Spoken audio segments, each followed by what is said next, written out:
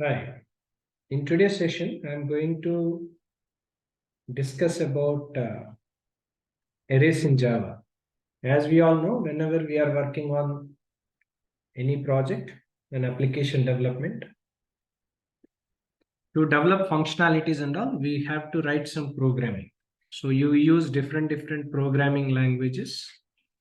One of the prominent and widely used programming language since olden days is called Java.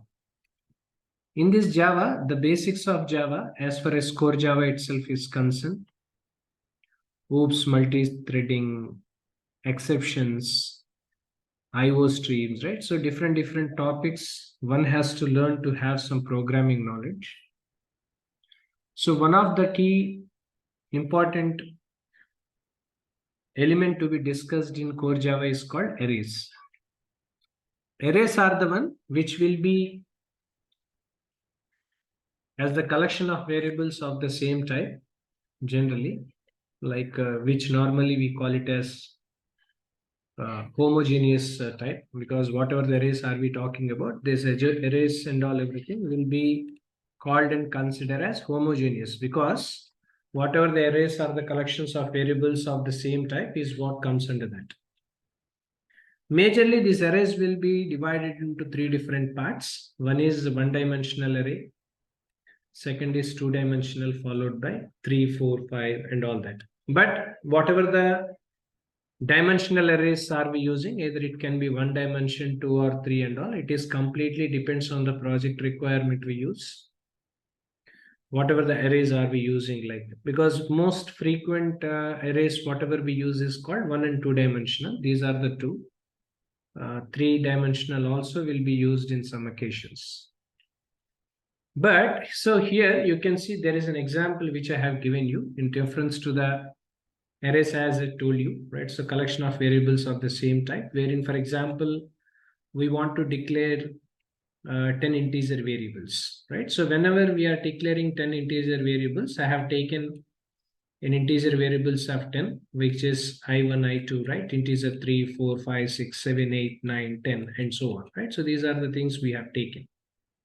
Now, how this implementation of arrays we can use nowadays, because even nowadays we have a beautiful concept called data structures are we using, even arrays even, but data structures is also being used.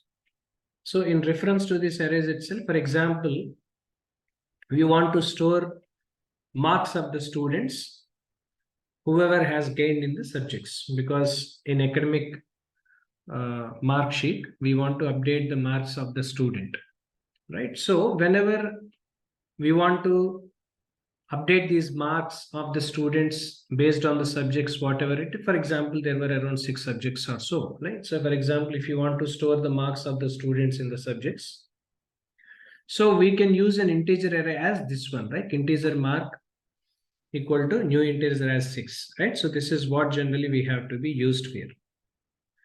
Now if you want, this has to be included for the student IDs, wherein we want to extend this for the student IDs and all, wherein here we have to use integer ID, student IDs, where integer equal to 100 members, right? So for example, 6 is the subjects what we want to update, and score of the marks will be for 100 thing and all.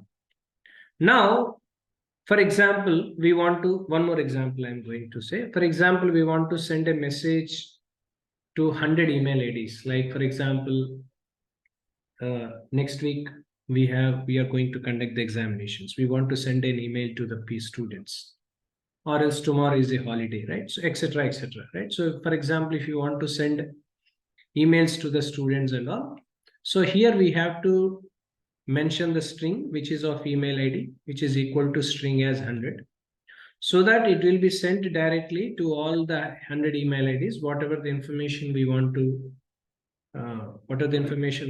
send it to the people and all, we can send it accordingly. So this is how generally these arrays are useful to store multiple variables and all that.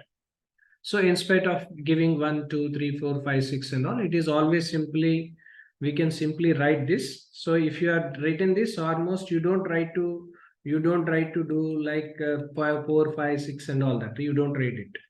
you require is integer as marks, which integer equal to 6, that we can do it. At the same time, whenever we want to send email IDs to all the people, where we can use string email ID, which is a new string of 100, so that for all these 100 email IDs, whatever the information we want to send will be sent accordingly. So this is how generally the concept of arrays in core Java, which normally is being used, and this is how generally we use it. This is all about this video. If you have any questions, if you have any queries, all that, please reach out to the contact details, which will be posted in below to this video. And moreover, I would like to update this series of programming basics, which I am covering for people, because this is not something exclusive for the technical people. Of course, people who are working on the other roles into business analysis, etc. and all. Nowadays, it is always becoming important to learn the basics of programming. So series of videos on programming basics of Java, etc. Am I doing because of this reason. I hope you got a clarity over this. If you have any questions, please reach out to us. Thank you.